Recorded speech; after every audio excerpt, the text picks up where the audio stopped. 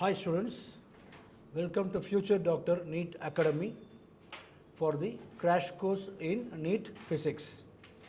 Topic chosen today is from chapter 4, motion in a plane or motion in two dimension.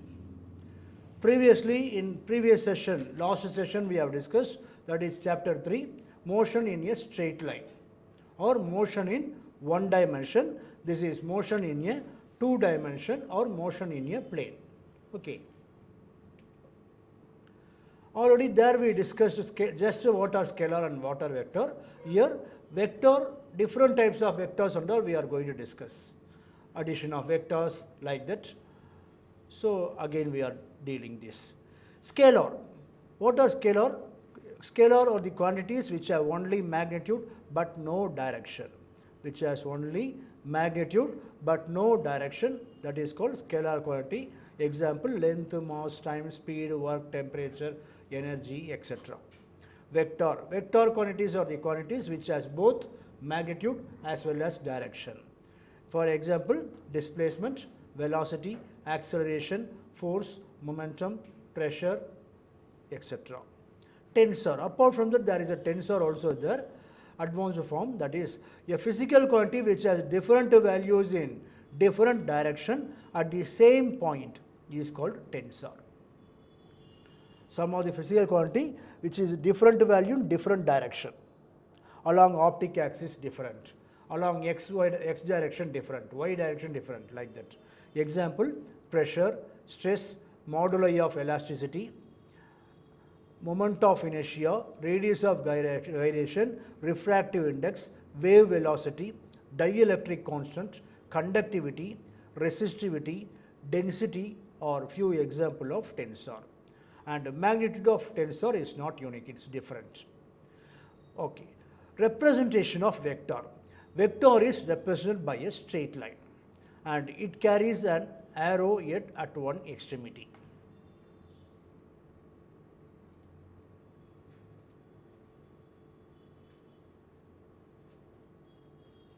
So this is vector. Okay. And it carries an arrow yet at one extremity. And the arrow yet represents the direction of vector. This is the direction of vector. Okay. And length of line represents the magnitude of vector. This length of line represents magnitude. And tail is the point from which the vector originates. So this is the tail. At tail, vector originates. And at a point, head point, vector ends. And length of the line indicates magnitude, amount. And this arrow mark indicates direction. Okay. Addition of vectors. Vector addition is commutative, that is a plus b or b plus a. Both are same. Okay. And mostly vectors are represented as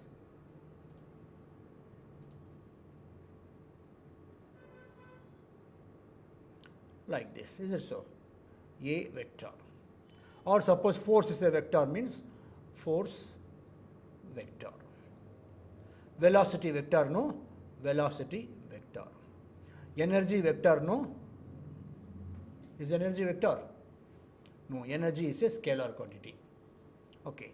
Momentum is a vector, so momentum like this. Okay. So it's represented by a vector like this. And apart from that, there is one more representation of vector. You may observe in the problems and all, I think, that is, vectors are represented as a bold letter. In writing form, we can't write bold. Okay. In printed form, it's possible to keep as a bold letter. Suppose anything, for example, n into a, and a we want to represent as vector, n a vector. Then it can be written as n as a normal letter and a as a bold letter. Okay. So that is another way of representing vector is by bold letter.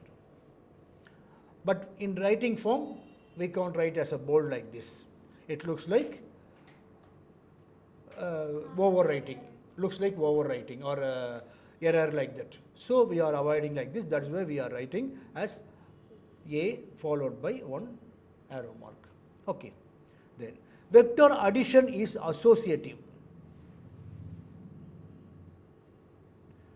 it means that A plus B plus C, A vector plus B plus C vector equal to B plus C plus A equal to C plus A plus B. That arrangement. We can change the arrangement. And vector addition is distributive. That is M into A plus B equal to M into A plus MB. Or M plus N into A can be written as M into A plus N into A. It's a distributive one. And maximum value of vector addition is A plus B only. And the minimum value of vector is A minus B. Direction of cosines of vector. Cos alpha equal to AX by A. Cos beta equal to AY by A. Cos gamma equal to AZ by A. AX, AY, AZ are the components of vectors. And cos square alpha plus cos square beta plus cos square gamma equal to 1 unity. This is the law of direction of cosine. That is cos square alpha plus cos square beta plus cos square gamma equal to 1. Okay.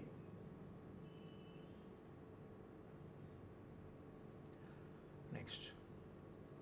Unit vector. Unit vector is a given vector A is a vector of unit magnitude and has the same direction as that of the given vector. Only its magnitude is unit value 1. Okay. Direction is same as normal vector. A unit vector of A is written as A cap. And A cap equal to A vector by magnitude of A. Modulus of A is nothing but magnitude of A. This is an important formula. From this, many problems will be asked. That is, A cap is a unit vector. A cap equal to A vector divided by modulus of A or magnitude of A. And a unit vector is unitless and dimensionless vector. It has no unit and no dimension.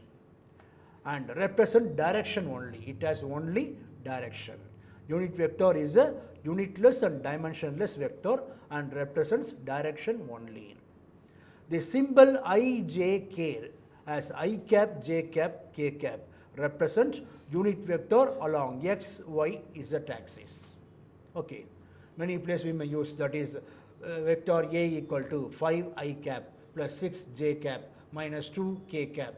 What is that ijk? Ijk represents unit vector along x axis, y axis and z axis. Okay. Null vector is a vector which has 0 magnitude and an arbitrary direction, particular direction. Okay. Null vector is a 0 magnitude, only magnitude is 0 and it is represented by 0 and is also known as 0 vector or null vector. Velocity of a stationary object, acceleration of an object moving with uniform velocity and resultant of two equal and opposite vectors are the example of null vector. That is a stationary object. Velocity of stationary object means, stationary means it is at rest, no motion. So, but velocity is a vector quantity. And if it is not in motion, if it is at rest, then its value is 0. So, we can say that is a null vector. Same way, acceleration of an object moving with uniform velocity. What is acceleration? Acceleration means change in velocity. Uniform velocity means no change in velocity. That is only acceleration of uniform velocity. It means constant velocity. And resultant of two equal and opposite vectors. That is, for example, 5 Newton minus 5 Newton gives 0 Newton. So, 0 Newton is the null vector or 0 vector. Next, equal vectors. Two vectors are said to be equal if they have equal magnitude and the same direction. Both are having equal magnitude and also same direction. For example, 10 km per hour plus 10 km per hour means same direction. Minus 10 km per hour, opposite direction. A negative vector of a given vector is a vector of same magnitude but acting in direction opposite to the given vector. That only I said minus 10 km per hour. That is the negative vector. Okay. Multiplication of vector by a real number. When a vector A is multiplied by a real number n, it becomes another vector as n A vector. Its magnitude becomes n times the magnitude of A. Its magnitude becomes n times the magnitude of A. its direction is same as opposite as that of A according as n is positive or negative or real number. N may be positive value or negative value or some number. Unit of n A vector is same as that of A. It means n has no separate unit. Next, multiplication of vector by a scalar. When a vector A is multiplied by a scalar S, it becomes a vector S A vector whose magnitude is S times the magnitude of A and it acts along the direction of A. The unit of S A vector is different from unit of vector A vector. Okay. Multiplication of vector by a scalar. Next, for the addition of two vectors. For example, multiplication of vector by a scalar, we can write one example.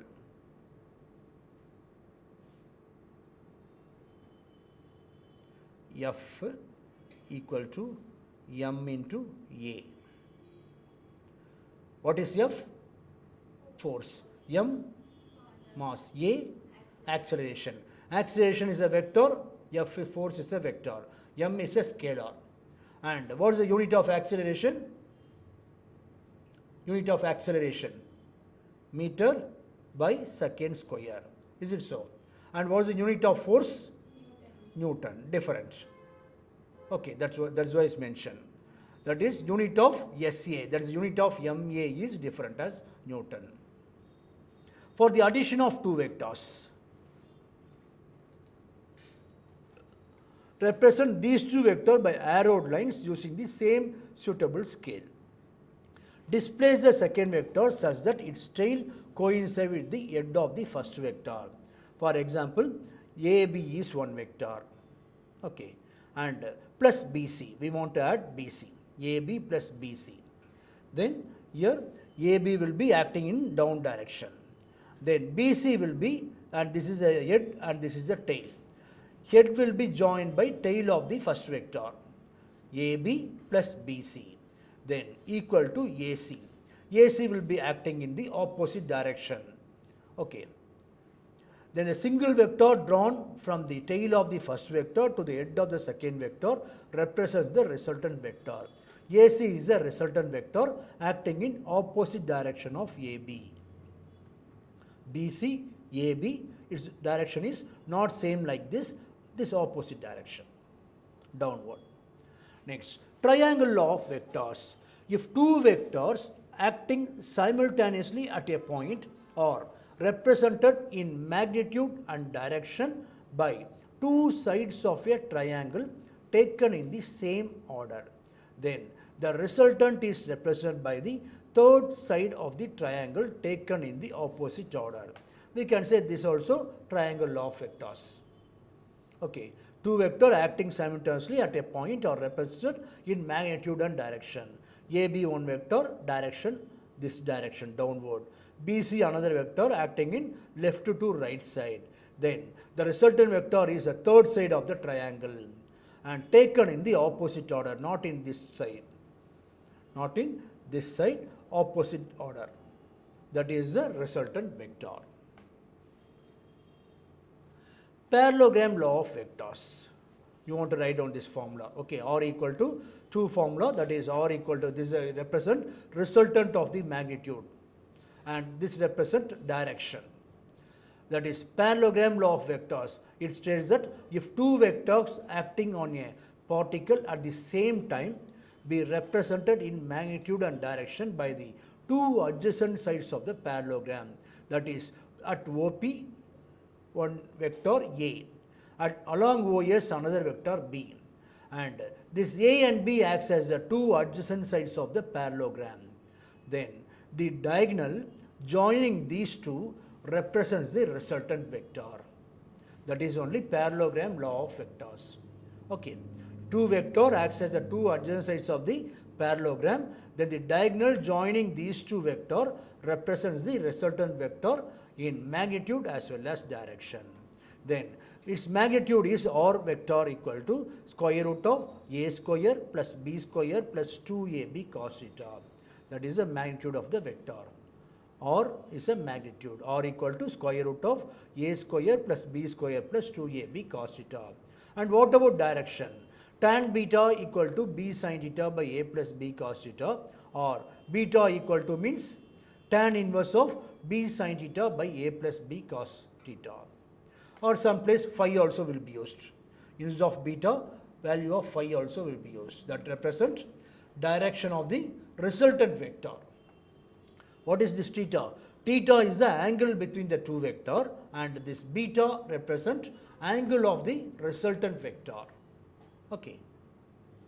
And the magnitude of the resultant vector is maximum if the two vectors are acting in the same direction, and is minimum if the two vectors are acting in opposite direction.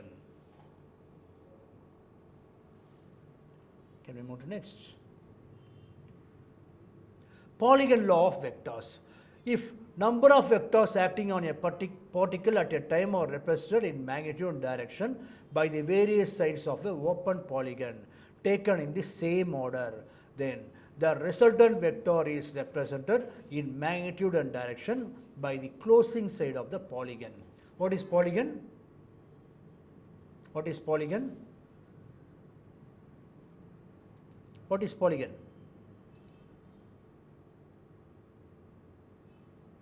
Hexagon, 6 sides. Pentagon, 5 sides. More than 2-3 sides we can say polygon.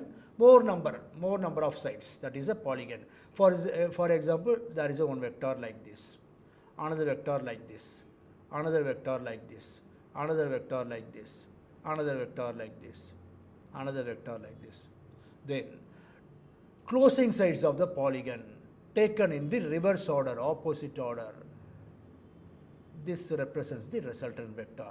For example, I am writing this as a vector, B vector, C vector, D vector, E vector, F vector, number of vectors. Then closing sides of the polygon taken in the opposite order represents the resultant vector. Okay, that is the polygon law of vectors. In triangle law, parallelogram law, only two vectors will be there. Is it so? Only two vectors, A and B. Even here also two vectors. But in polygon law, more than 2. 3, 4, 5, 10, 25, whatever. Then same direction we have to take as it is, and closing sides of the polygon, that only represents resultant vector. Next, subtraction of vectors. Subtraction of a vector B from a vector A is defined as the addition of vector minus B to vector A. And that is A minus B is equal to A plus minus B. Okay, there is no minus actually, A plus minus B. Minus B represent it is in opposite direction. That's all. Okay. Rectangular components of a vector in a plane. When a vector is split into two component vectors at right angles to each other, then the component vectors are called rectangular components of a vector. When a vector is split into two component vectors at right angle to each other, the component vectors are called rectangular components of vector. And if A makes an angle theta with axis, and AX and AY are the rectangular components of A along x-axis and y-axis, then A equal to AX plus AY.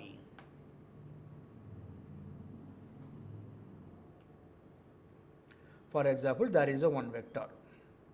If it makes certain angle, theta angle. Example I am writing, this is a force. Force is a vector quantity. Then this force is resolved into two components, as this is vertical component FV and this is horizontal component FH. Okay.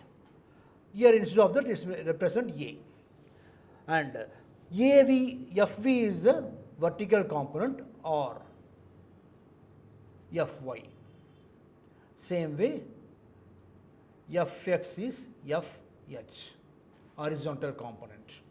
Okay. And Fy or Fe equal to F cos theta. Fy or Fv equal to F cos theta, and Fx or Fh equal to F sin theta. Oh, F sin theta, this one. Vertical component is sin. F sin theta, and then this will be F cos theta. Okay.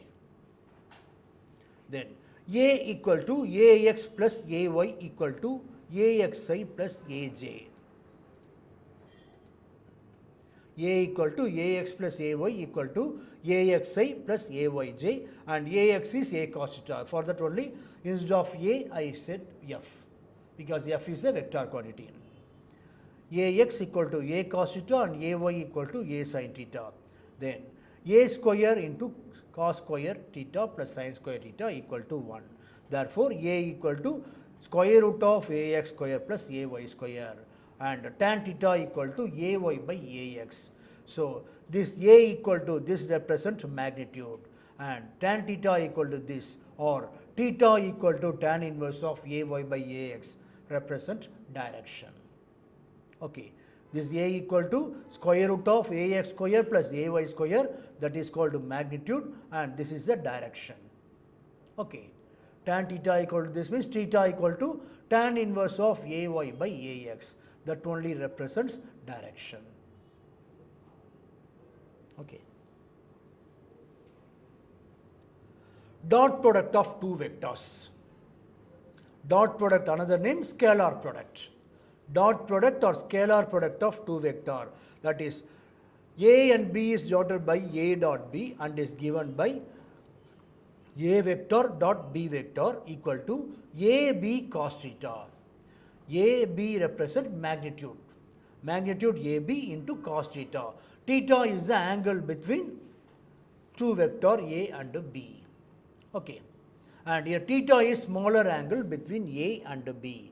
And the dot product of two vector is a scalar, and A dot B is also called as dot product or scalar product. Its other name is scalar product. It's also called as scalar product of two vector.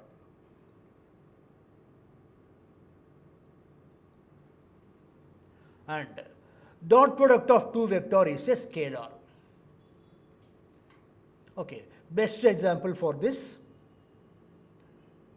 work W equal to F dot S. Force is a vector quantity, displacement is a vector quantity. Then its product, its resultant is a work is scalar or vector? Work is a scalar quantity or vector quantity? Scalar quantity. Work is a scalar quantity. So, dot product means that resultant of two vector gives scalar. Geometrical interpretation of dot product of two vectors. It is the product of the magnitude of one vector with the magnitude of the component of other vector in the direction of first vector. So, W equal to F dot S or F is cos theta, like that we can write. And A vector dot A vector equal to A square, and A equal to A vector dot A vector whole power 1 by 2 or square root. And I dot I unit vector, I dot I cap equal to J dot J equal to K dot K equal to 1. And I dot J equal to J dot K equal to K dot I equal to 0. Okay, in problems and all we may use this term. I dot j equal to j dot k equal to k dot I equal to 0. Dot product in Cartesian coordinates. A dot b equal to axi plus ayj plus azk. That is a 3-dimension that we are representing as Cartesian coordinates. So far we discussed it 2-dimension only, x and y only. That is a rectangular coordinates. Now Cartesian means 3-dimension. Axi, ayj, azk. Dot bxi, byj, bzk. What is ij, k cap? I cap, j cap, k cap is unit vector along x, y, z axis. Then ax, bx plus ay, by plus az, bz equal to b dot a. A dot b equal to b dot a. Cross product of two vectors. Cross product is otherwise called as vector product. Its other name is vector product. Dot product is a scalar product, and cross product is other name is vector product. Cross product of two vector A and B is represented as A cross B, A vector cross B vector, and it is a vector whose magnitude is equal to the product of the magnitudes of two vector and the sine of the smaller angle between them. If theta is smaller angle between A and B, then A cross B equal to C or AB sine theta into n cap. A cross B equal to C or AB sine theta into n cap. Here n cap is a unit vector in the direction of C side. A and B, and C will be acting perpendicular to A and B. Okay, the third one, resultant vector will be perpendicular to this vector. And this A and B is not necessary to be perpendicular, any angle. But resultant vector C will be perpendicular to A and B. That is the direction of the resultant vector in vector product or cross product. Geometrical representation, that is, it is magnitude of the vector product is equal to the area of parallelogram whose two sides are represented by two vectors, and to twice the area of triangle whose two sides are represented by two vectors. So these two are act as a cross product or vector product of two vectors. Properties of cross product. Cross product of two parallel vector is 0, that is A cross A equal to 0, and I cross I equal to J cross J equal to K cross K equal to 0, and I cross J equal to K, J cross K equal to I, K cross I equal to J, and if you reverse this you will get negative. Okay, I cross J equal to K and J cross I means minus K. That is, there is a I, J, K. So I cross J or J cross K or K cross I means positive value. I cross J, J cross K, K cross I, positive. And if the reverse anti-clockwise direction like that, that is J cross K cap equal to means, sorry, not J cross I. J cross I means minus K. Same way, K cross J equal to minus I, and I cross K equal to minus J. So in reverse form, we will get negative. Next, cross product in Cartesian coordinates. So in Cartesian coordinates, we want to find means I, J, K, Ax, Ay, Az, Bx, By, Bz, just like mathematics determinant form. Determinant form we want to do I into Ay into Bz minus Az into By, like that. Okay, this is the cross product in Cartesian coordinates. Direction of vector cross product. When C equal to A cross B, already I said direction of C is at right angle to the plane containing A and B. It's perpendicular to A and B. And this direction is determined by right hand screw rule or right hand thumb rule. That only we studied in electrostatics, magnetostatics and all. As tau, magnetic moment, tau and all we measured. Tau equal to M cross B, like that, no. That is M, and M is a magnetic moment, B is the magnetic field, and tau is the torque, like that. Right hand screw rule and right hand thumb rule both represent, that is C is perpendicular to A and B, and A and B is not necessary to be perpendicular. Relative velocity. Relative velocity of one body with respect to another body is the velocity with which one body moves with respect to another body. If VA and VB are the velocities of two bodies A and B, and theta is the angle between them, then The relative velocity of body A with respect to B is given by VAB equal to VA minus VB. VA minus VB.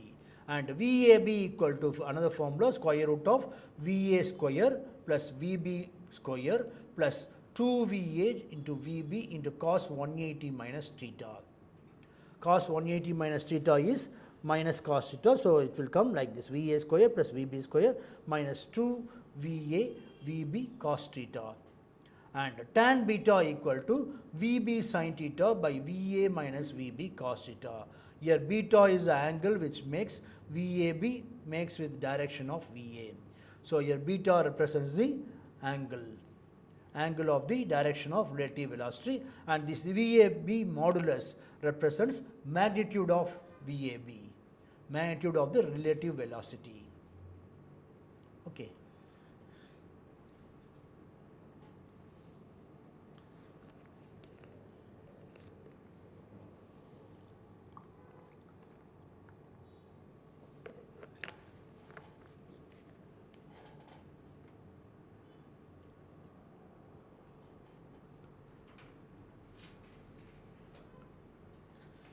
If two bodies A and B are moving in opposite direction with velocities u and v, then relative velocity of A with respect to B is equal to u plus v.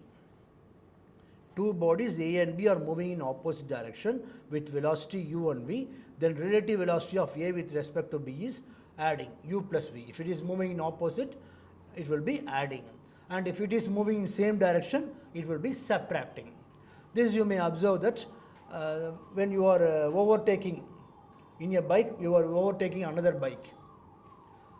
So it's the same direction or different direction? Same direction. So that bike you are going to overtake, no, that appears as a slow one.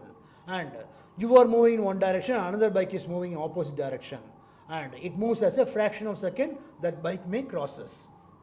So that is the relative velocity. Even in train also you may observe. Train, when you are moving in one train and it's going to overtake another train. So how will the train appear? It appears to move slowly backward.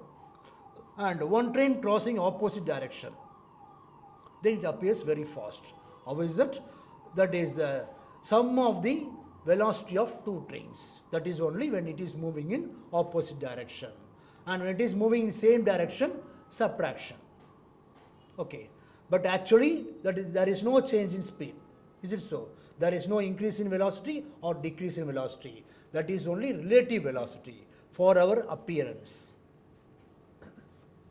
Another example, if raindrops are falling vertically with a velocity v and a person is walking horizontally with a velocity u, then he should hold an umbrella at an angle theta with vertical given by tan theta equal to u by v, to prevent himself from being wet. So that is due to relative velocity only. So when he suppose a raindrop is falling vertically and he is running, based on the velocity, there will be a tilting in the angle. That is why he has to hold umbrella with certain angle. Suppose he is at rest, he is standing, then he has to hold the umbrella straight, no tilting. Okay, this is a relative velocity of two car. Moving in same direction means, what about the velocity? Increasing or decreasing? Two car moving in the same direction and this car is going to overtake. Then what about the relative velocity? Increasing or decreasing? Decreasing. Decreasing. So when you are overtaking the car, how will it appear? Cars move slowly. And if it is moving in opposite direction, then only increasing. Okay. So relative velocity will be, suppose same direction, it will be subtracting, and opposite direction adding. Projectile motion. Anything thrown in space and then allowed to move under the influence of gravity, only under the influence of gravity, is called projectile. Any object thrown that is given with some initial velocity and it falls only under the influence of gravity, that is called projectile. This is another definition. Okay, that is any object is given with some initial velocity and it falls only under the influence of gravity or called projectile. And the trajectory of the projectile is parabola. What is trajectory meaning? What is trajectory? Trajectory means path. Okay, trajectory means path.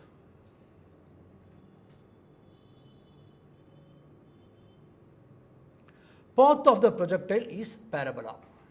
That is, you are throwing this object here and from certain height, for example, from H height, you are throwing one object. Is it going straightly like this? Will it go like this? No, it will fall like this. Is it so? This is a parabola. Okay. And another way of projectile, from down, from the surface of the earth, you are throwing the object like this. Is it going straight? No, it goes and falls like this. This is another form of projectile. And this is a horizontal projectile and this is a vertical projectile.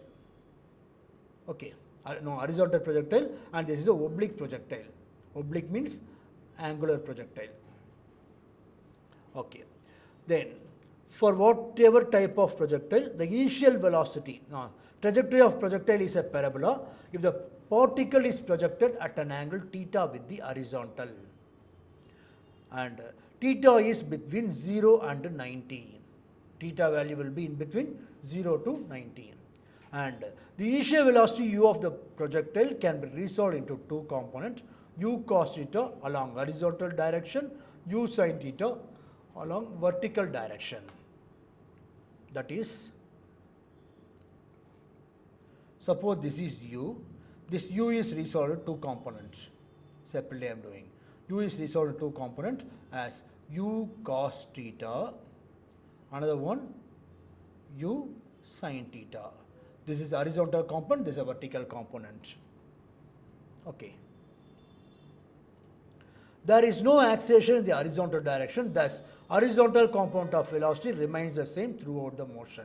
That is, horizontal u value here, wherever. So, u value here, wherever u value will be, there is horizontal component value will be same. Okay, horizontal component is fixed, but vertical component there will be a change.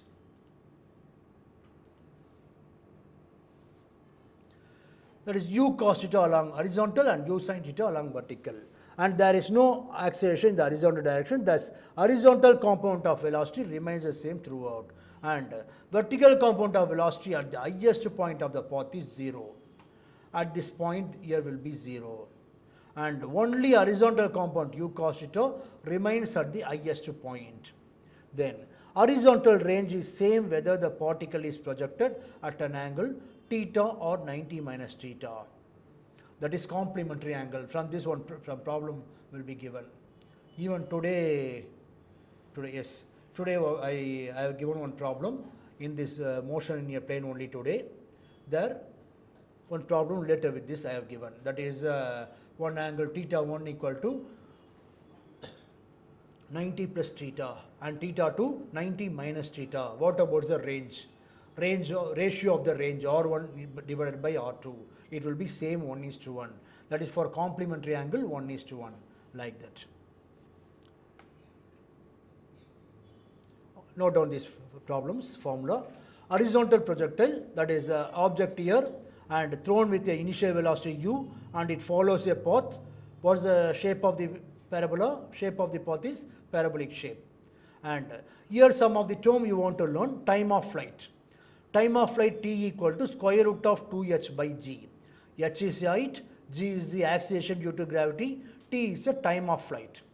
Time of flight is time taken by the object from here to reach the ground. That is the time of flight.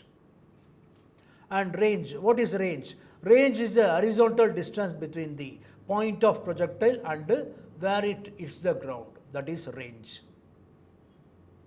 So here instead of x, r will be there. This is r or x, that is range. And resultant velocity. Resultant velocity v equal to square root of vx square plus vy square. Is the velocity at any time, any instant of time. V is the velocity at any instant of time equal to square root of vx square plus vy square. V equal to square root of u square plus g square t square. V equal to square root of u square plus g square t square. Okay. Next type of projectile, angular projectile or oblique projectile. And this is an example for angular projectile. Water is ejected out of a pipe held obliquely. Obliquely means with certain angle. Okay. And see here, as we said, ux, that is the horizontal component, wherever at this point or this point or this point, this point, this point, wherever it is constant. Horizontal component never change constant, but vertical component changes. Here increases, here decreases, and here 0, and again increases like this. Okay. And these are the important terms you want to learn for oblique or angular projectile. You can note down these formulas also. Maximum height attained. H max equal to u square sin square theta by 2g. That is the maximum height attained. AC, that distance only H max. And time of flight. Time of flight equal to 2u sin theta by g. Time of flight equal to 2u sin theta by g.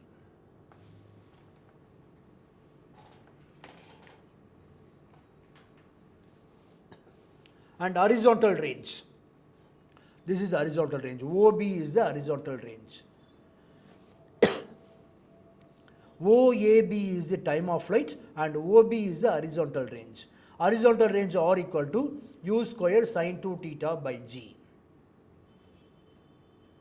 And maximum horizontal range R max equal to u square by g, that is sin 2 theta equal to 1 if you keep, then u square by g. When range will be maximum? When sin 2 theta equal to 1. If sin 2 theta equal to 1, then theta equal to pi by 4. Pi by 4 means how much in angle? Pi by 4 means in terms of angle, how much? Pi is, what is the value of pi? 3.4. Okay, that is in that in angle. 180 degree. Pi is 180 degree. So 180 by 4 how much?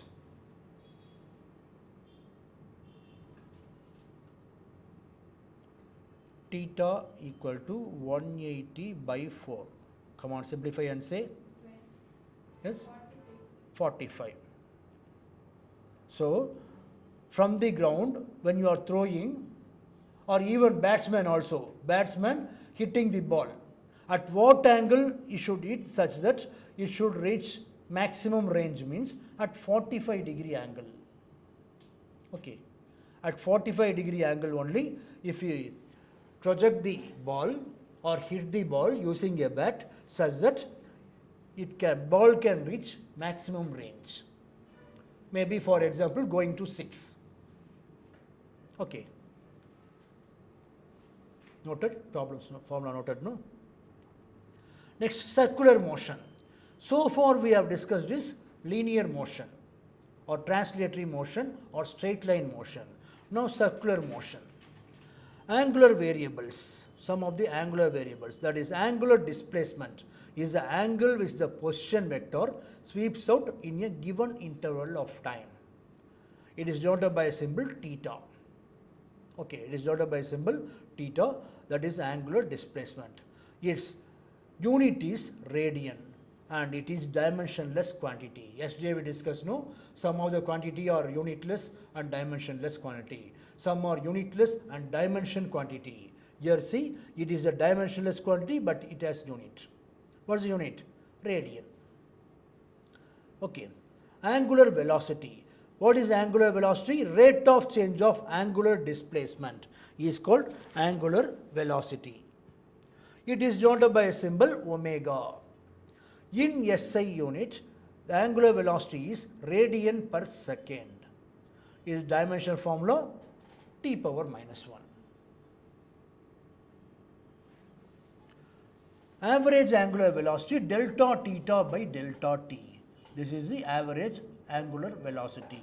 And instantaneous angular velocity is equal to limit del t tends to infinity, del theta by del t equal to d theta by dt equal to omega. Okay, equal to omega. And relation between angular and linear velocity v equal to r omega. In this many problems we will work out. Okay, v equal to r omega, relationship between linear velocity and angular velocity. V equal to r into omega.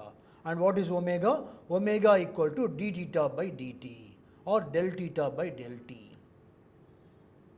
V is a linear velocity, omega is the angular velocity, and r is the radius.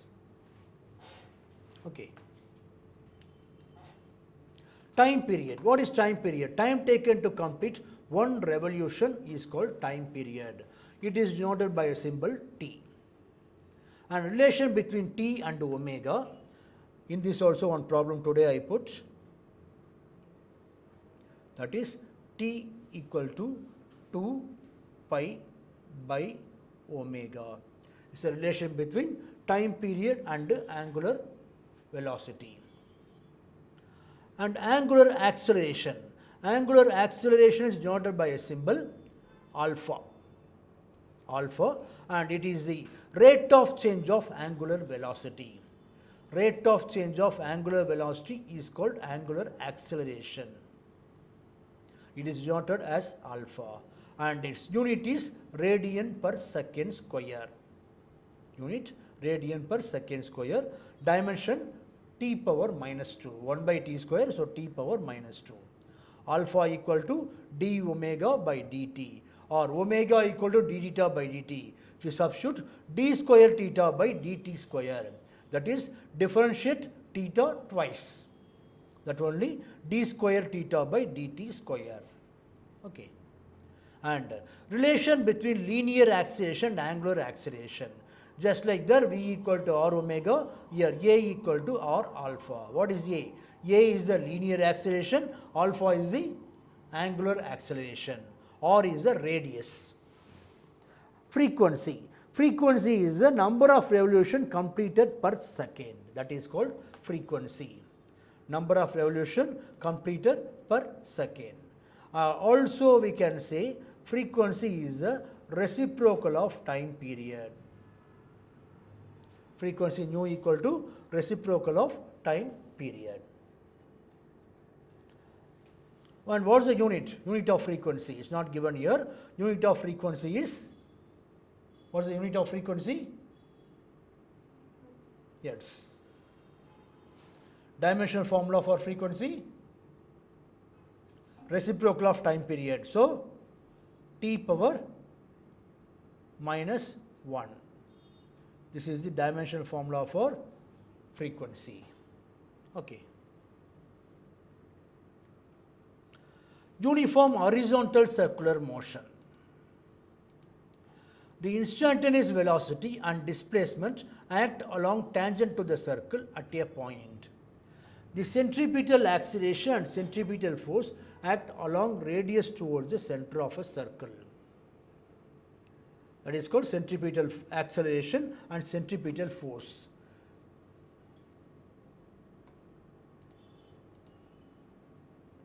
Centripetal force is Fc equal to mv square by r, or centripetal acceleration AC equal to v square by r. That is the centripetal acceleration.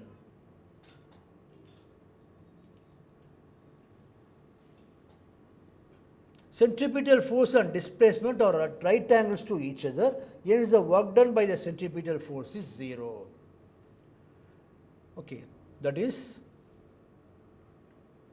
kinetic energy of a particle performing uniform circular motion in horizontal plane remains constant.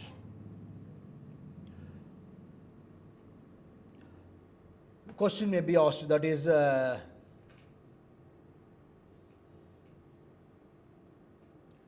there is a particle moving in a circular path. Then, what is the kinetic energy here. Kinetic energy remains constant throughout the plane. There will be a question like this. And the particle is moving as a circular path. And what about the work done on this object? This is a particle moving like this.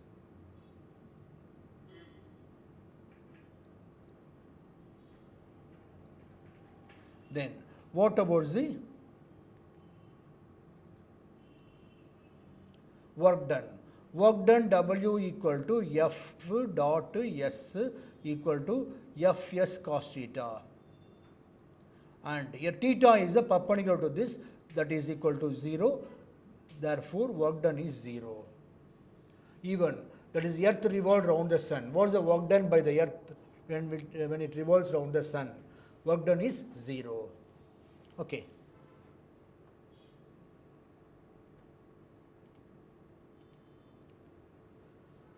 The instantaneous velocity of particle and the centripetal acceleration are at right angles to each other.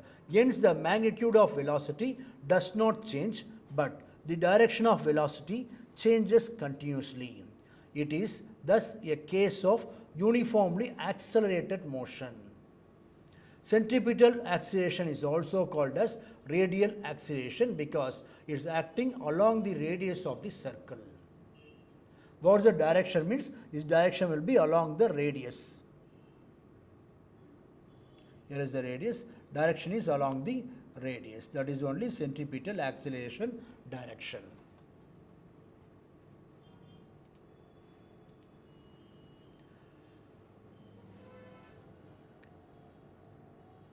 Momentum of the particle changes continuously along the velocity. And the centripetal force does not increase the kinetic energy and angular momentum of the particle moving in a circular path. Centripetal force does not increase the kinetic energy, we said constant, and angular momentum of the particle moving in a circular path, that also angular momentum also constant.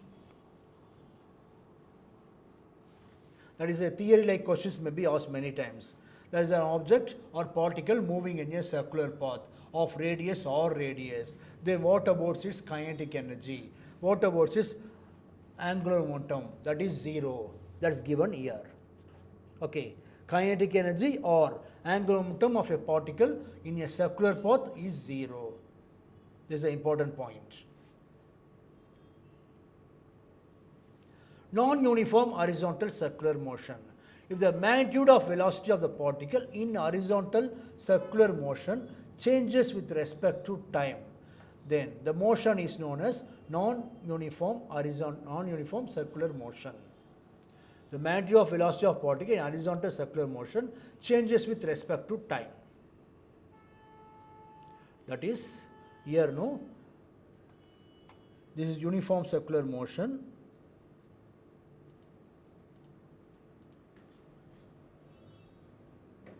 Here velocity here, velocity here, velocity here, velocity here, everywhere same velocity. And if it is non-uniform circular motion means different velocity, V1, V2, V3, V4, different value. That only non-uniform circular motion. Then the acceleration of a particle is called tangential acceleration. Tangential, what is tangential meaning? There will be a two acceleration. In this also problem will be given many times. That is a particle moving in a circular path. Then find its centripetal acceleration and tangential acceleration. Centripetal acceleration is acting towards the center. Okay. And tangential acceleration like this. This is tangential acceleration. Many problems will be worked out in this. Centripetal acceleration, tangential acceleration and total acceleration or resultant acceleration. Resultant acceleration A equal to square root of AC square plus AT square. Okay.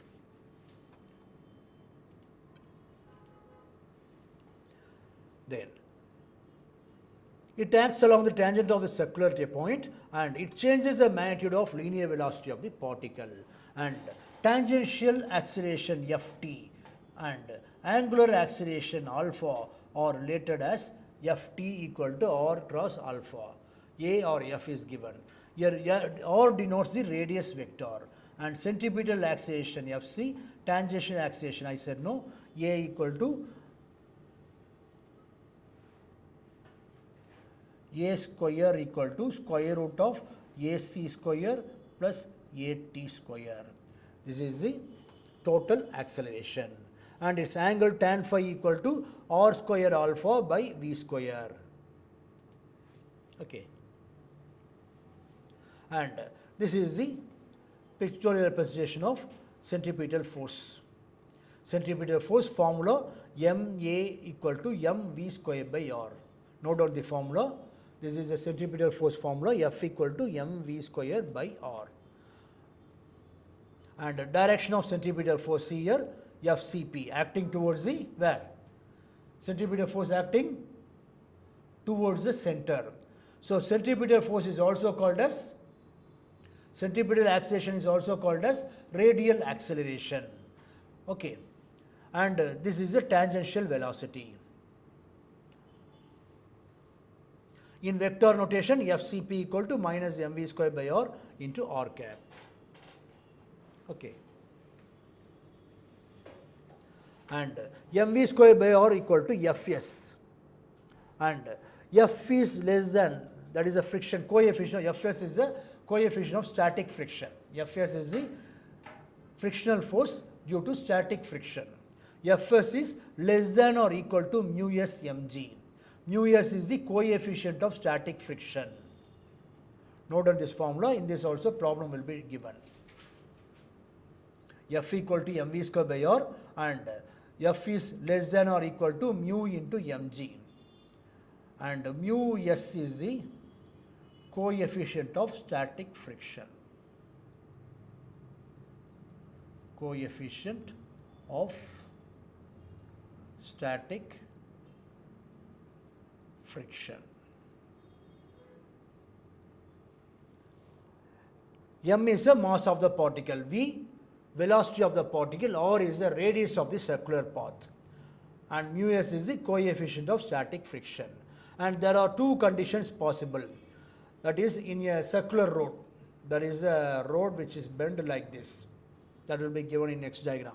Then, if mv square by R is less than or equal to mu s mg, then that is a safe turn. Turning will be safe. That is, mu s is greater than or equal to v square by rg, or square root of mu s rg is greater than or equal to v. Then the turning will be safe, no skidding. No skidding will occur. And if mv square by R is greater than mu s mg, or mu s is less than v square by rg, then skidding. This is the condition for skidding. This is the formula for skidding. So if this value is greater than mu s mg, then skidding will occur, we will fall down. Okay. And this is the condition for not skidding, safe turn. Note down both the formula. Question will be asked for condition for skidding or condition for safe turn, like that. See, this is the banking of a tracks. There is a curve, there is at a roads and all, at a curving end, at a circular track, there will be a raised platform. Reason is frictional force F equal to mv square by R. Frictional force is provided by centripetal force. M is the mass of the car, V is the speed of the car, R is the radius of the circular track. Okay. And then banking of tracks, that is the tracks and all raised slightly. Reason for banking of tracks is just to avoid skidding. Suppose in road and all, if it is flat, not a banking like this, raised platform like this, then while turning, tire may worn out or car may fall down as a skidding one. Okay. And n cos theta equal to mg, n sin theta equal to mv square by R. Two components will be there. One is n cos theta is balanced by a weight, and n sin theta is balanced by centripetal force, mv square by R. And divide these two, n sin theta by n cos theta, then tan theta equal to v square by rg, or v equal to square root of rg tan theta. This formula also important formula. V equal to square root of RG tan theta, or tan theta equal to V square by RG. There may be a velocity given, G given, theta value given. Find the radius of the circular path or circular track for safe turn. So in this formula you can find a substitute and simplify it. Okay. Right. Chapter 5, Laws of Motion. Newton's laws of motion, first laws of motion is also called as law of inertia. What is law? State Newton's first law of motion. Every body continues to be in a state of rest or of uniform motion until and unless an external force acts on it to change the state. That is called first law. That is, the object is at rest, continue be at rest. Object is in motion, continue in motion. When that rest and motion condition will change, unless an external force acts on it to change the state. Suppose you are at rest, you will be at rest. You are in running motion, you will be in motion, unless an external force to stop you. Okay. Or unless an external force to pull you. Okay, that is Newton's first law. It is also called as law of inertia. What is inertia? Inability of a body to change by itself its state of rest or uniform motion. That is called inertia. That is, any object cannot by itself change its state. Okay. Suppose there is an object on the table. This water bottle is on the table. By itself it will not change its position or change its motion. So that is called inertia. Inability of a body to change by itself its state of rest or uniform motion. See, property by virtue of which a body opposes any change in its state of rest of uniform motion is known as inertia. And greater the mass, greater the inertia. Mass is the measure of inertia. If mass is more, inertia is more. For example, there is a small ball is coming with certain velocity. It's easy to stop. Is it so? So, motion state to rest state you can do easily. Suppose big rock is rolling down, rolling towards you. Is it possible to stop it? No. It means mass is the measure of inertia. Ball is a small ball, less mass. Rock is a bigger one. Okay. So, if mass is more, inertia is more.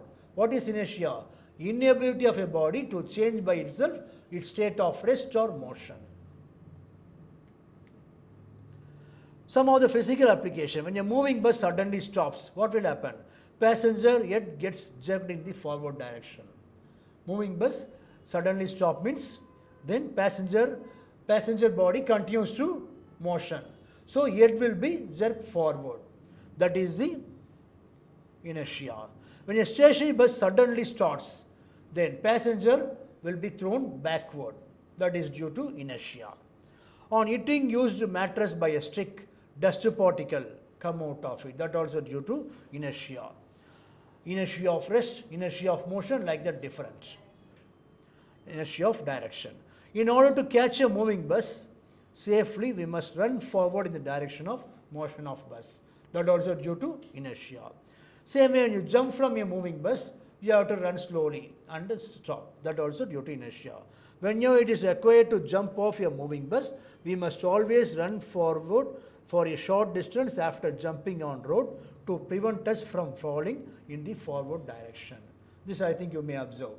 In a running train or running vehicle, bus and all, when you are jumping, you should run forward for some while, some instant. Otherwise, if you are rigid and fixed means you will fall. Why? That's true, just to maintain inertia.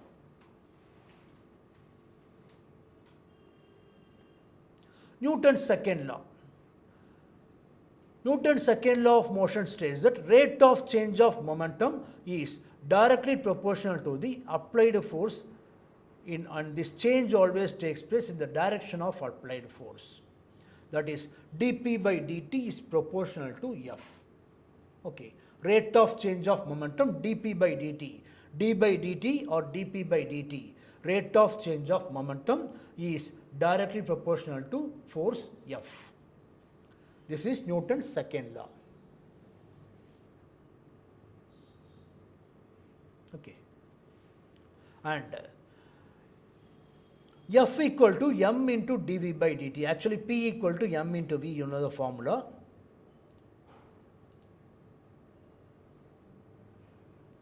P equal to m into v, and m is a constant, take out of the differentiation, m into dv by dt, and dv by dt equal to a. Acceleration a equal to rate of change of velocity dv by dt. Okay, a equal to dv by dt. And substitute this F equal to m into a. So this is the formula for force. F equal to m into a is the derived form of rate of change of momentum. Okay. And dp by dt equal to F. Here proportionality constant is there, that proportionality constant is 1. Then P equal to mv, that only, that simplification. F equal to dp by dt and F equal to d by dt of mv. mv, both are changing. Actually, it's like this, F equal to m into dv by dt plus v into dm by dt.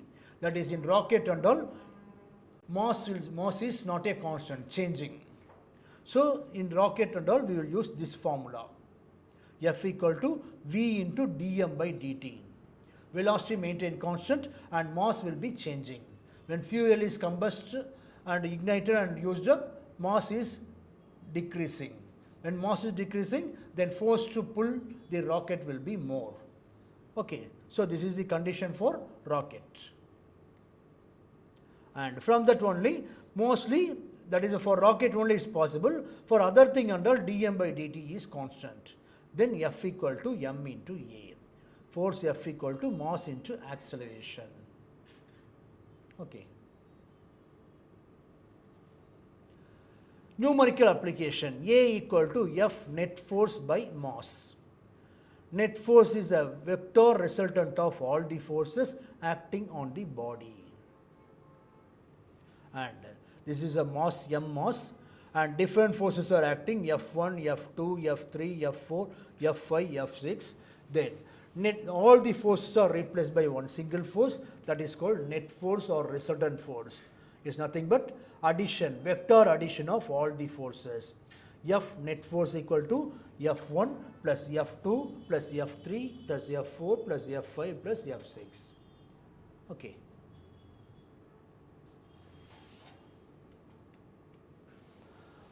Next, Newton's third law of motion, also called as law of action and reaction.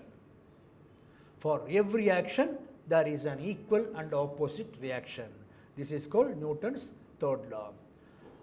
And F12 is a force on the first body M1 due to second body M2. That is F12. And F21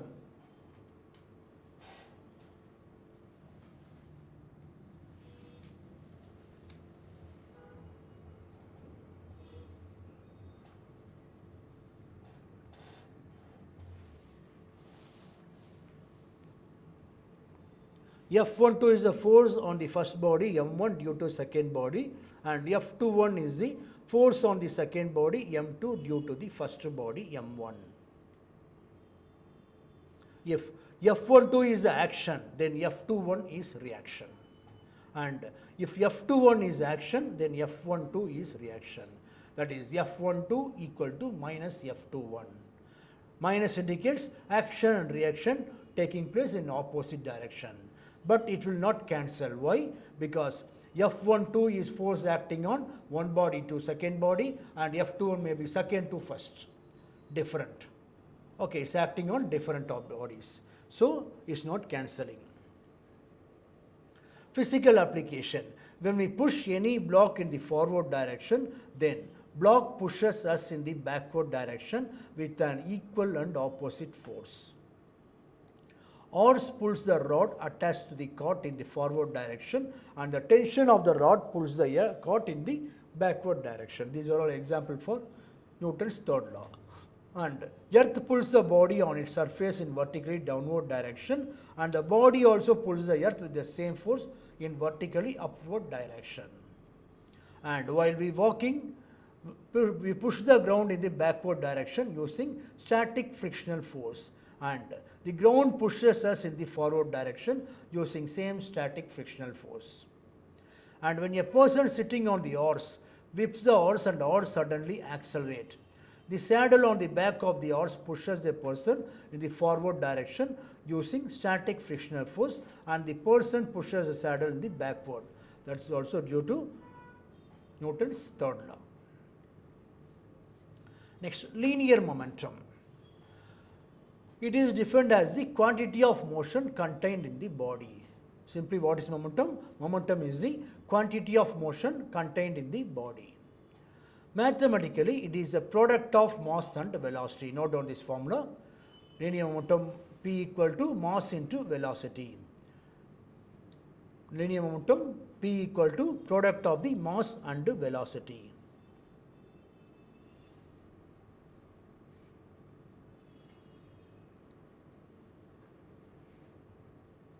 What is the unit of momentum? Unit of mass is, what is the unit of mass? Kilogram. Unit of velocity? Unit of velocity? Meter per second. So, kilogram into meter per second is the unit of momentum. Its dimensional formula? That is the dimensional formula for mass is m. Velocity L t power minus 1. So, this is the dimensional formula for momentum. Okay. Principle of conservation of linear momentum. It states that in the absence of any external force, applied force, total momentum of a system remains constant. That is, conservation means constant. Total momentum of a system is constant, that is conserved. And proof for this, F equal to m into a we know, and m into a is dv by dt. What is a? A is the acceleration, is nothing but rate of change of velocity, dv by dt. And F equal to d by dt of m into v. Then F equal to dp by dt. F equal to dp by dt. And F equal to 0. If F equal to 0, dp by dt equal to 0. Then, if dp by dt is 0 means p is a constant. If p is a constant, then only dp by dt will be 0, according to differential calculus. Okay, from differential calculus, that is, we can't differentiate constant value. If you differentiate constant value, then it becomes 0. Physical application, recoil of gun. When a bullet is fired in the forward direction, gun recoils in the backward direction. And when a person jumps on the boat from the shore of river, boat along with the person on it moves in the forward direction. This is another example. And when a person on the boat jumps forward on the shore of river, boat starts moving in the backward direction. In rocket propulsion, fuel is ejected out in the downward direction, due to which rocket is propelled up in the vertically upward direction. And different cases of conservation of linear momentum for the rifle of gun only. This is a forward direction, this will be backward direction. Recoil. Recoiling means moving backward. Next, impulse and impulsive force. What is impulsive force? The force which acts on your body for a very short duration of time, but still capable of changing the position, velocity and direction of motion of the body up to large extent is called impulsive force. Best example for impulsive force is when you are catch the ball. When you are catching the ball, how is the direction of hand? Direction will be moving backward along the direction of ball, or moving forward, or just fixed rigidly along the direction of ball. You will not play cricket. That is, when you are catching, your direction of hand will be backward. Why? Just to increase the time. Otherwise, if you fix rigidly, what will happen? Your hand will be paining. It will hurt it. Okay. That is a large force acting in a short interval of time. That is called impulsive force.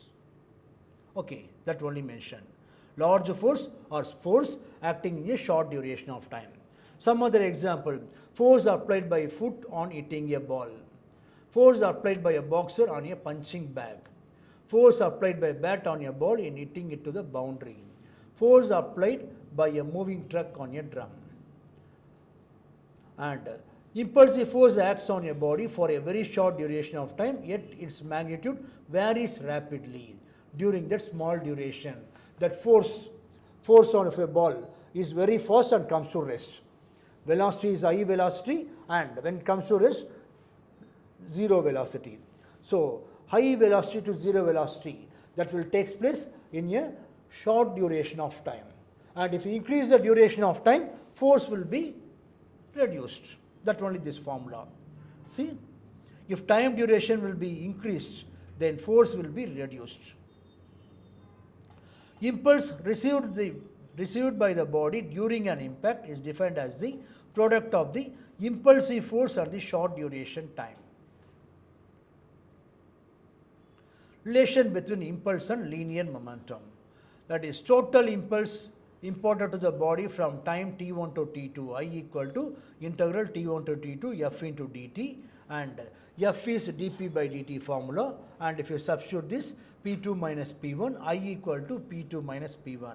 Therefore, impulse is equal to change in momentum, not rate of change of momentum. Impulse is nothing but change in momentum. I equal to dp or p2 minus p1.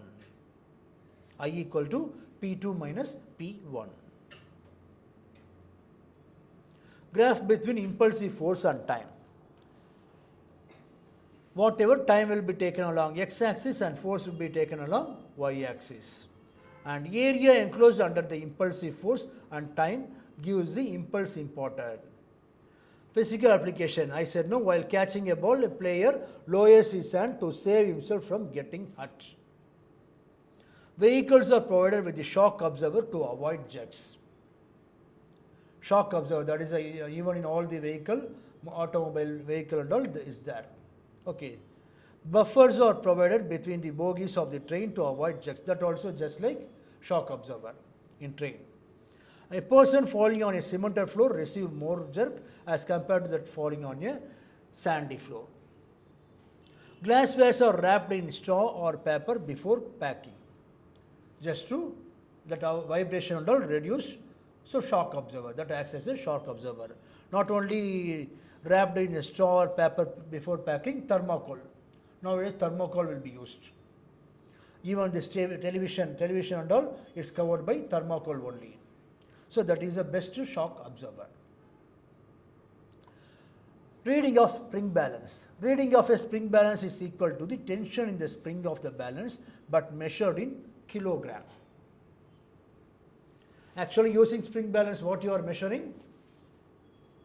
Using spring balance, what you are measuring?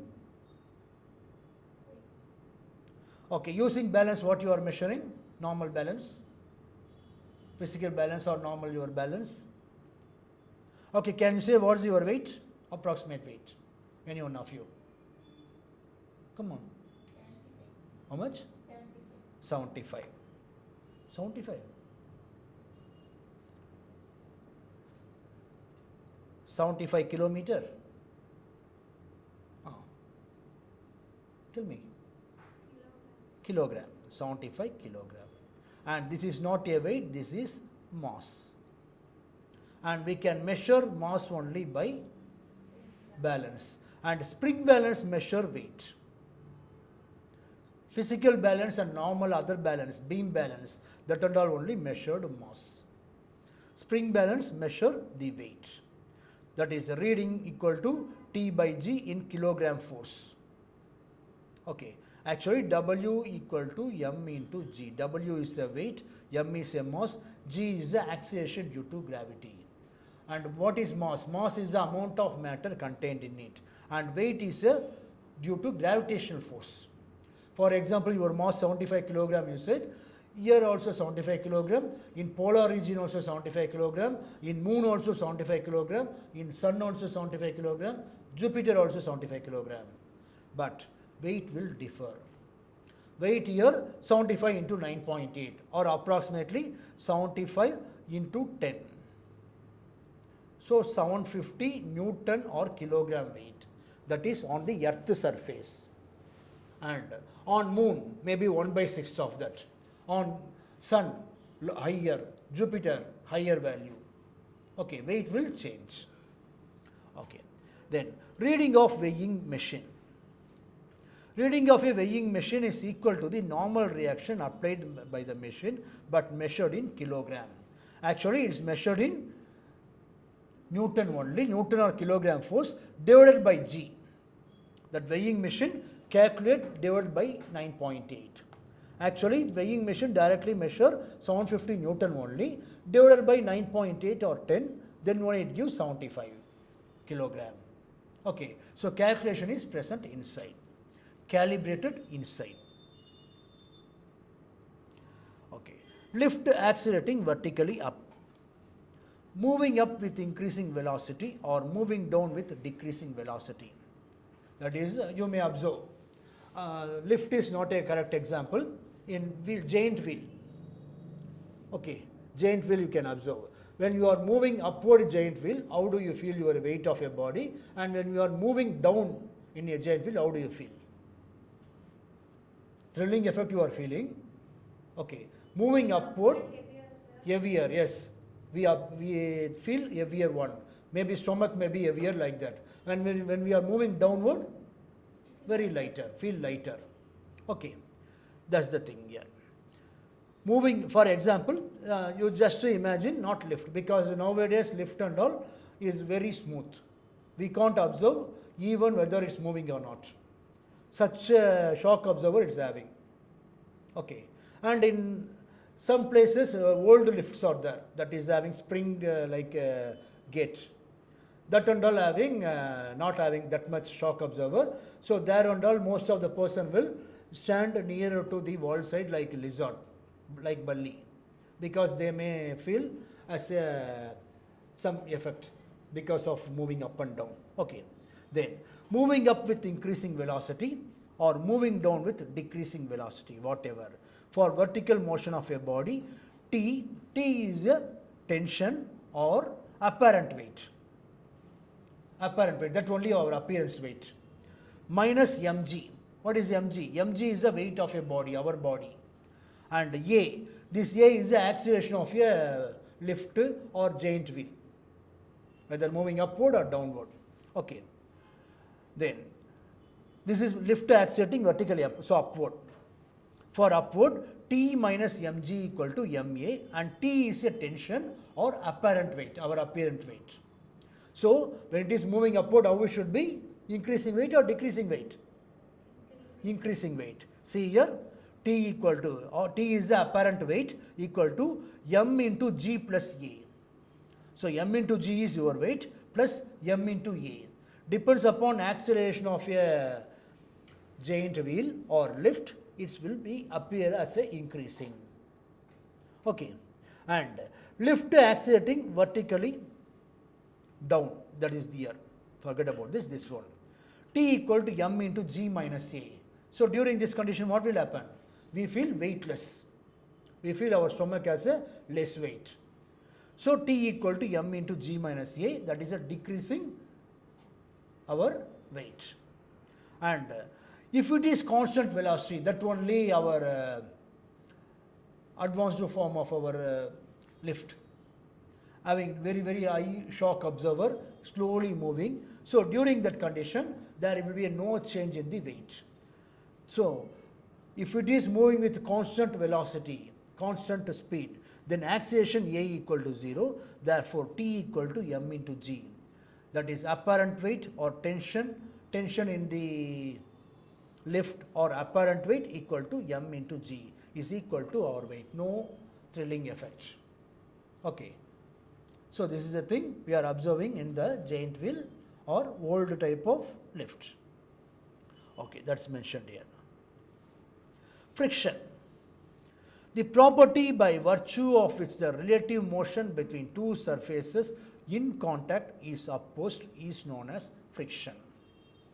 Friction is the property by virtue of which the relative motion between two surfaces in contact is opposed is known as friction.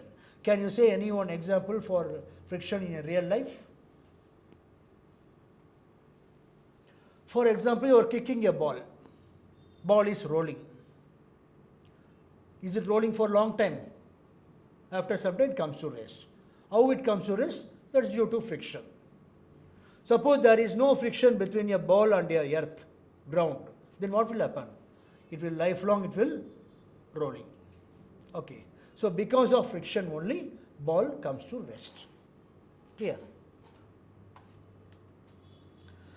Frictional forces, tangential forces developed between the two surfaces in contact so as to oppose the relative motion are known as frictional force or commonly friction.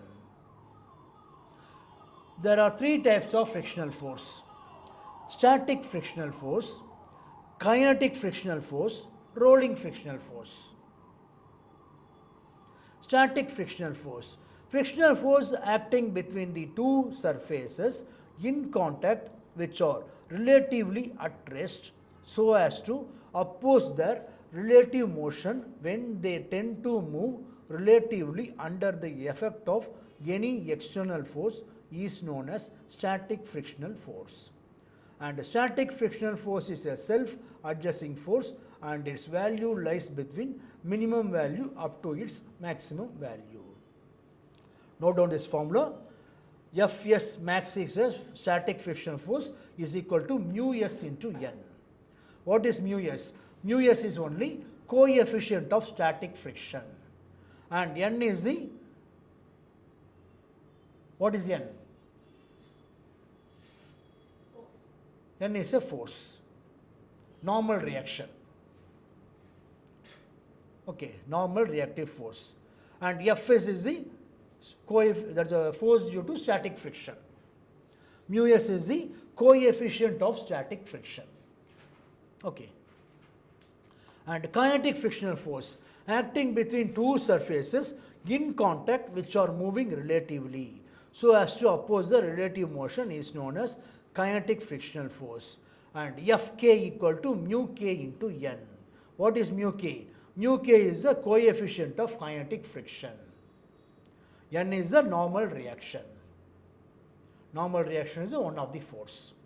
Fk is the kinetic frictional force and mu k is the coefficient of kinetic friction. N is the normal reaction.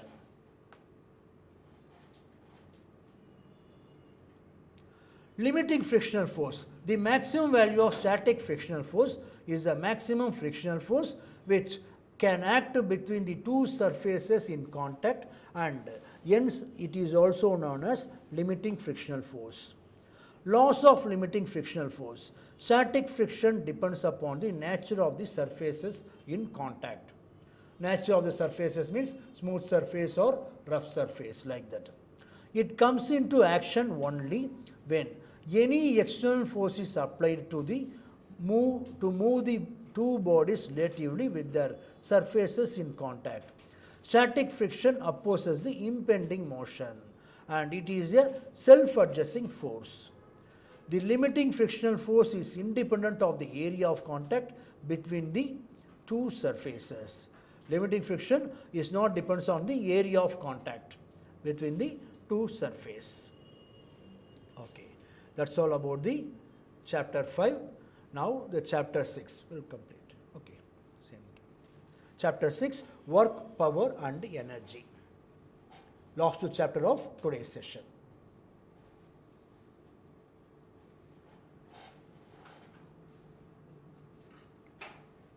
work.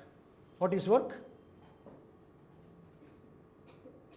Define work.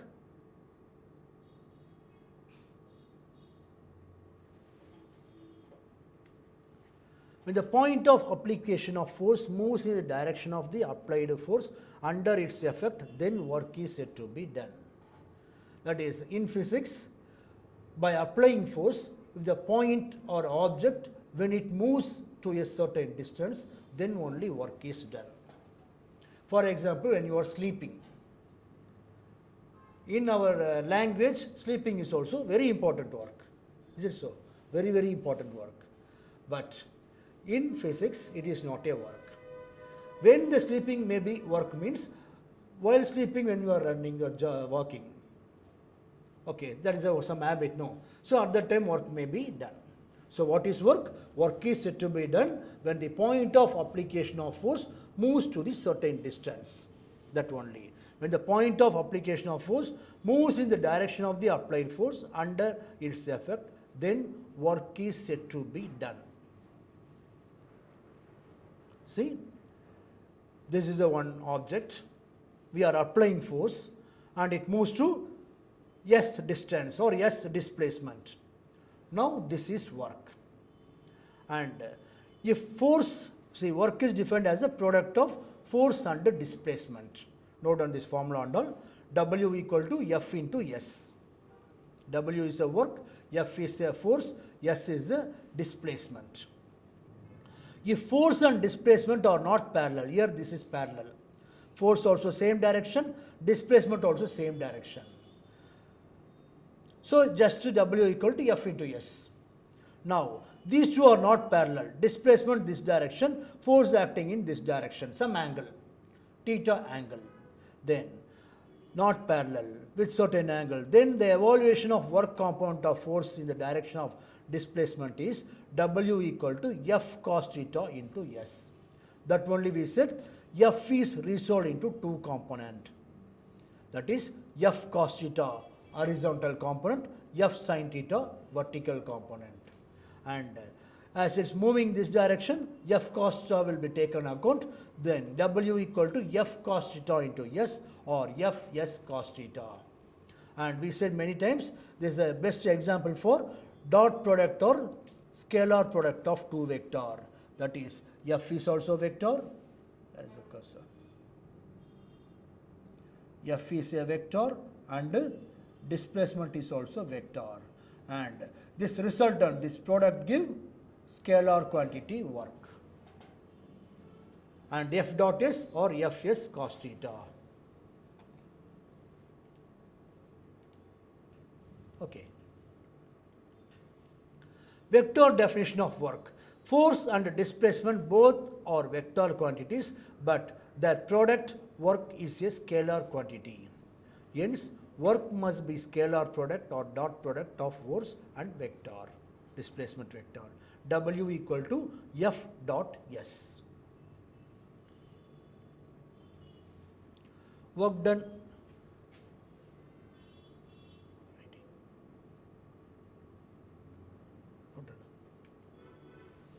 Work done by variable force. Force varying with displacement. In this condition, dW equal to F dot ds. For variable force means W equal to integral S1 to S2 F dot ds. Okay. For variable force, W equal to integral S1 to S2 F dot ds. ds is integrating as S1 to S2. This is work done for variable force. And force varying with time.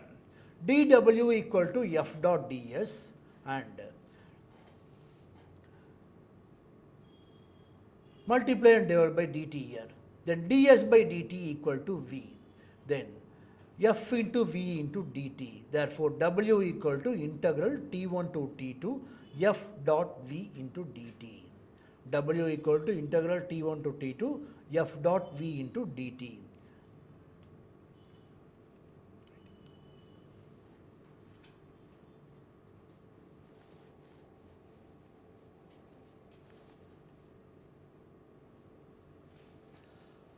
And work done by a variable force from graph.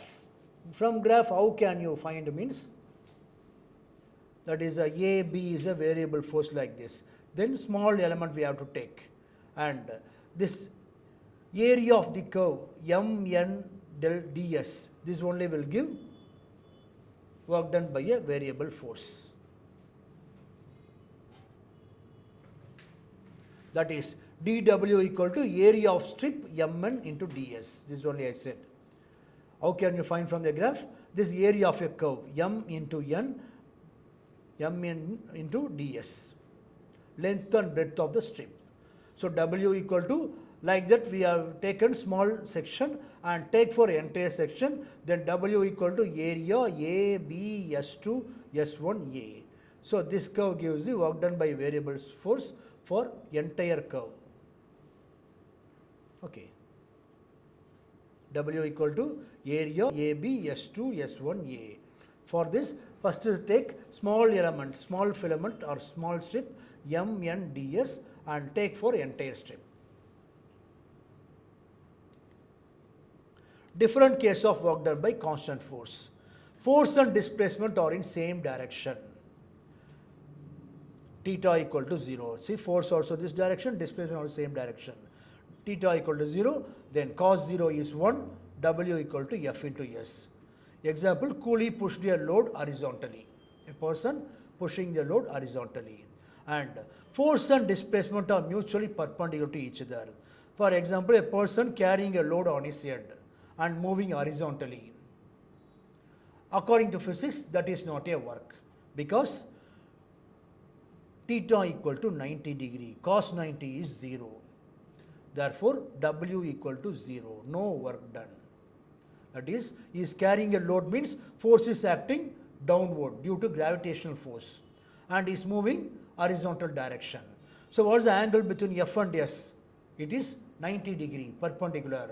So, W equal to F into S into cos 90, that is 0. Therefore, 0, no work done. Force and displacement acting in opposite direction. Then W equal to minus F into S. That is a person carrying a load on his head and moving vertically downward with constant velocity. Then he applies a force in vertically upward direction to balance the weight of body and his displacement is vertically downward. That is, he is carrying a load on his head and moving vertically downward. Downward or upward. Downward means same direction, upward is the correct one. When he is moving upward means opposite direction. Energy. What is energy? Energy is the ability or capacity to do work. Capacity of doing work by a body is known as energy. Energy possessed by the body by virtue of any cause is equal to the total work done by the body when the cause responsible for energy becomes completely extinct. Types of energy. There are many types of energy. Mechanical energy, electrical energy, magnetic energy, nuclear energy, solar energy, chemical energy, sound energy, wind energy, like the different energy, light energy, etc. And mechanical energy. Energy possessed by the body by virtue of which it performs some mechanical work is known as mechanical energy. And mechanical energy classified into two, kinetic energy and potential energy. Kinetic energy is the energy possessed by a body due to virtue of its motion.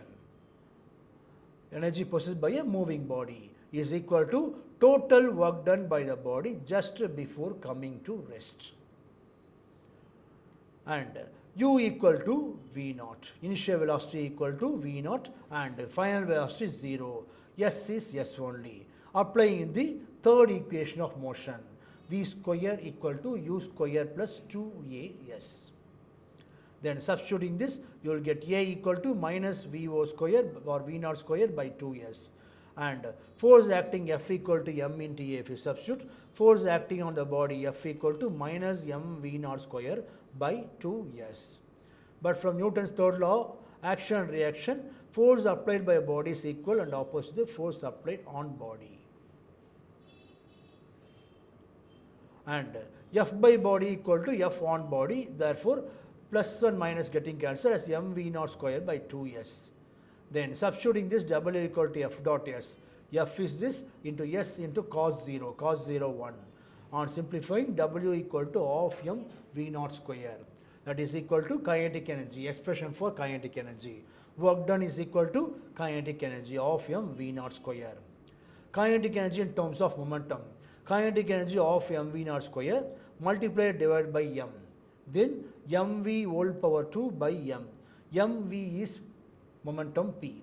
Therefore, k equal to p square by 2m. This is another way of expression of kinetic energy in terms of momentum. K equal to p square by 2m. K equal to half mv square or k equal to p square by 2m. Potential energy.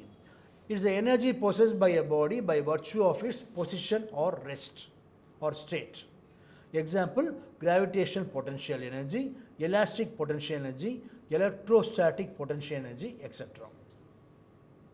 And gravitational potential energy is the energy possessed by a body by virtue of its height above surface of the earth is known as gravitational potential energy. It is equal to work done by the body situated at some height in returning back slowly to the surface of earth. Consider a body of mass m situated at height h above the surface of earth. Force applied by the body in vertically downward direction is F equal to m into g. And displacement of the body in coming back slowly on the surface of earth is S equal to h means substitute means then W equal to Fs cos theta as F equal to mg and S is h and theta is 0. Then W equal to mgh. So potential energy or gravitational potential energy equal to mgh and unit is joules. Unit of kinetic energy or unit of potential energy both having same unit, joules.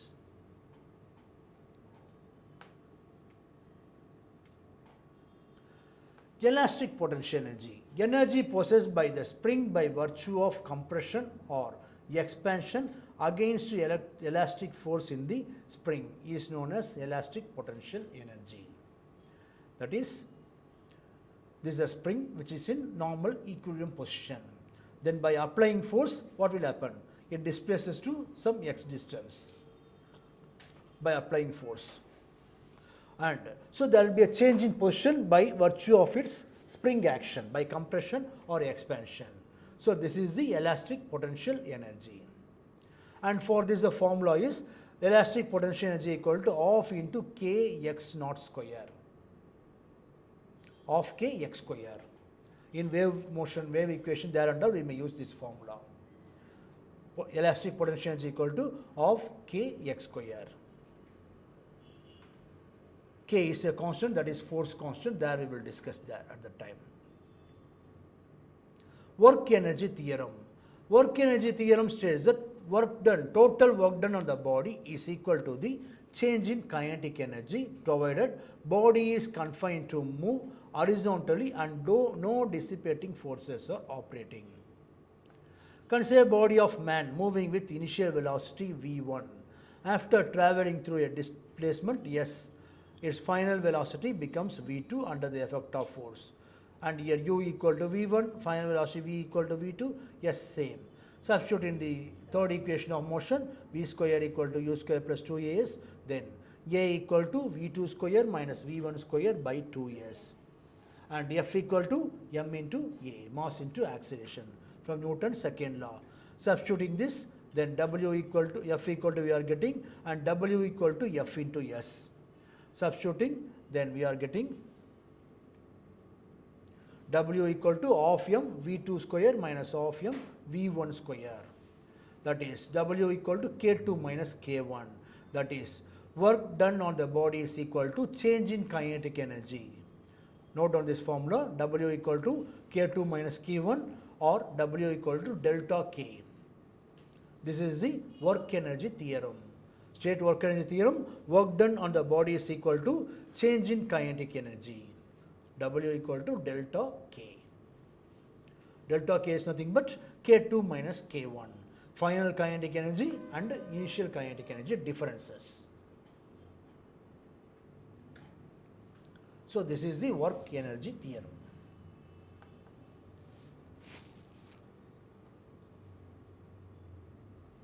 Next. Can we move to next? Principle of conservation of energy. We know state law of conservation of energy. Total energy is, what is conservation meaning? State law of conservation of energy. Energy can neither be created nor be destroyed, but it transforms from one form to other form. That is kinetic energy to potential energy, or potential energy to mechanical, that is a chemical energy, or heat energy, like that, whatever. Okay. Here conservation meaning constant. Total energy is constant. That is only conservation of energy. It says that energy can neither created nor destroyed, but total energy is constant. Consider a body of man M, situated at height h, moving with velocity v0. Then total energy equal to sum of potential energy and kinetic energy, mgh plus of mv square.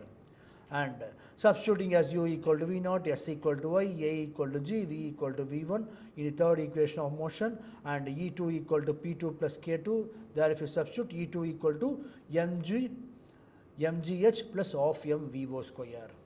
That is, this is object is at h height. Okay, and this is the object height is at y displacement, and this is the object at ground. At any place E1, E2 or E3, at any point its value is same, of mv square plus mgh. It means total energy is constant. Energy at this point, energy at here, energy at here, energy at here. That is, the object is at h height. Object is at h minus y height. This is object is at what height? 0 height on the ground. At any position, E equal to mgh plus of mv square only. So total energy is constant. Okay. Conservative force. Force is also said to be conservative nature if work done against the force get conversed in the body in form of potential energy. Example, gravitational force, elastic force, all the central forces. Properties of conservative force. Work done against these forces is conserved and gets stored in the body in the form of potential energy. Work done against these forces is never dissipated by being converted into non-usable forms of energy like heat, light, sound, etc. Work done against conservative forces is a state function and not path function. That is, work done against it depends only upon initial and final states of a body and is independent of the path through which process has been carried out. This is an important point because in theoretical problems this question may ask. Okay, that is, it depends only on the initial and final position only, not independent of the path. And work done against conservative forces is 0 in complete cycle, in a cycle or in one cycle. Non-conservative force or the force work done against which does not get conserved in the body. Properties of non-conservative force. Work done against these forces does not get conserved in the body in the form of potential energy. And work done against these forces is always dissipated by being converted into non-usable forms of energy like heat, light, sound, etc. Work done against non-conservative force is a path function and not a state function. Path function means in what direction it is going. That is a path function. Previously, it is a state function. That is the initial final state. That difference only. Okay. So conservative force is a state function and non-conservative force is a path function. Work done against non-conservative force in a complete cycle is not equal to 0. But in conservative force, that is equal to 0. Power. Rate of doing work by a body with respect to time. Rate of means that itself time only. Power P equal to work done by time, W by T, or rate of transfer of energy, P equal to W by T or P equal to E by T. P equal to W by T or P equal to E by T. E by T. That is the rate of transfer of energy. That is called power. Its unit is, what is the unit of power? Watts. Unit of power is watts. Even in my school days, there is a famous question, what is watt? What is watt? Okay. Instantaneous power. Power developed within the body at any particular instant of time is known as instantaneous power, or average power evaluated for very short duration of time. P instantaneous equal to limit del T tends to 0, P average, or limit del T tends to 0, delta W by delta T. Okay, delta W by delta T, this is the instantaneous power. And P instantaneous equal to F dot V. On substituting that, S by T, that is a ds by dt equal to rate of change of displacement is velocity, P instantaneous equal to F into V. And efficiency, it is defined as the ratio of output power to the input power, eta equal to PO by PI, or output energy by input energy, or output work by input work. All are efficiency. Percentage efficiency into 100.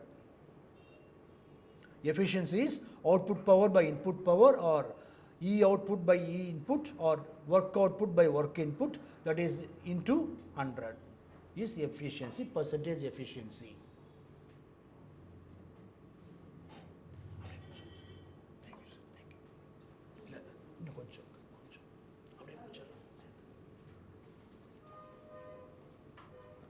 So, no, I think noted, no, this formula eta equal to PO by PI, or EO by EI, or WO by WI. Okay.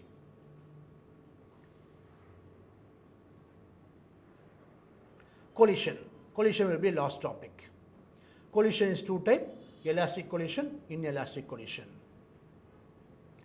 Apart from that, partial elastic also is there. Collision between the two bodies is defined as the mutual interaction of the body for a short interval of time, due to which the energy and the momentum of the interacting bodies change. And basically three types of collision. Elastic collision, there is a collision between perfectly elastic bodies. In this type of collision, only conservative forces are operating between the interacting bodies. Both kinetic energy and momentum of the system remains constant. In elastic collision, kinetic energy also constant and momentum also constant. Note on this point, in elastic collision, both kinetic energy and momentum is constant. Constant means no change. That is a before collision, what is the kinetic energy? After collision also same kinetic energy. That is for elastic collision. Inelastic collision is between a perfectly inelastic or plastic body, and here only momentum is conserved and kinetic energy is not conserved. It means momentum is constant and kinetic energy is not constant. That is inelastic collision. Okay. And partially elastic collision, here in this type of collision do separate from each other after collision, but due to involvement of non-conservative inelastic forces, kinetic energy of the system is not conserved and momentum is conserved. It means here momentum is constant and kinetic energy is not constant. That is partially elastic or partially inelastic.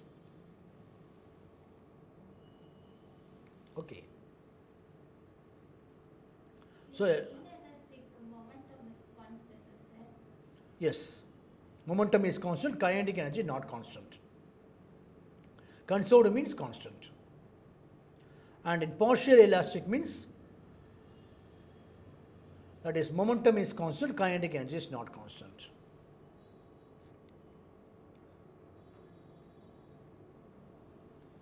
Okay.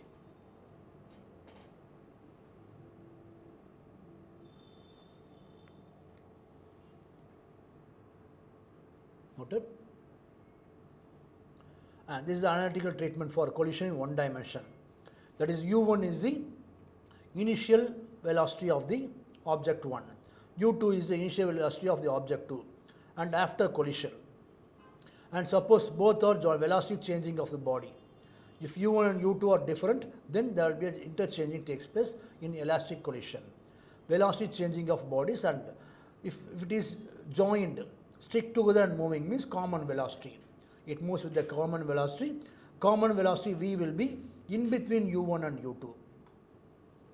Okay, in between u1 and u2. And here, that is before collision is moving with a constant velocity. And after collision, v1, v2 moving in same direction. v1, v2 are the final velocity of the object after collision. In elastic collision, this is the formula. Final velocity v equal to m1 u1 plus m2 u2 by m1 plus m2.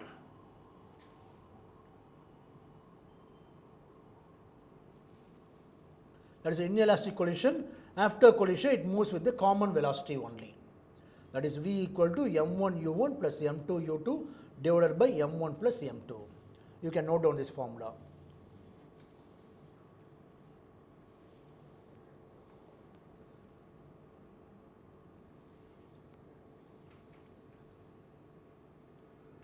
Okay.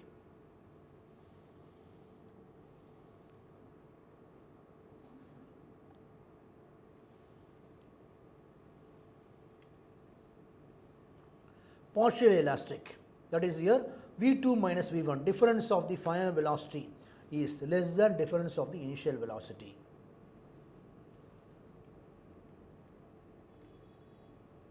And it is having different cases. In case 1, m1 equal to m2 equal to m, then v1 equal to u2. It means, what is the meaning? That is, initial velocity of second body is equal to final velocity of first body. Interchanging takes place. There will be interchanging of velocity takes place if m1 and m2 is same mass. And if huge body m1 is greater than m2, then v1 equal to u1 and v2 equal to 2 times of u1. Okay. And collision in 2 dimension.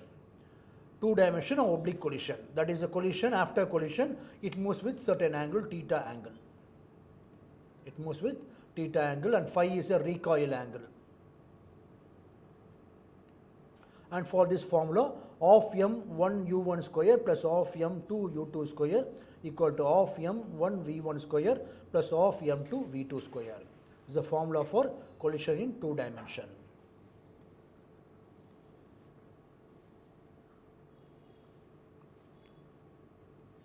Even we study no Compton effect, that's a word. I said no Compton effect, big derivation. In there we are using collision in 2 dimension only. 2 angle will be used.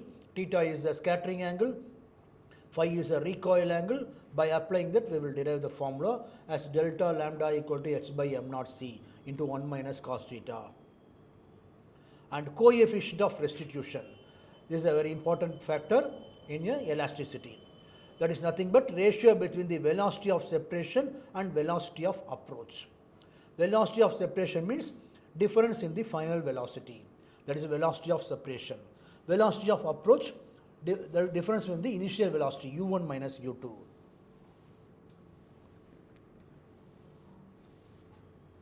And for perfectly elastic, E equal to 1. E is the coefficient of restitution. For perfectly elastic, E equal to 1, and for perfectly inelastic collision, E equal to 0. And for partially inelastic, then E is less than 1. Note down these 3 conditions, note down this formula also. Coefficient of restitution, E equal to V2 minus V1 by U1 minus U2. Its definition is velocity of separation and velocity of approach. Ratio between the velocity of separation and velocity of approach. E equal to V2 minus V1 by U1 minus U2, and for perfectly elastic E value 1. and for inelastic collision E equal to 0, and for partially elastic or inelastic E value is less than 1. Okay. Okay, thank you students. So in next class we will continue next topic, work power energy. Okay. Okay, thank you.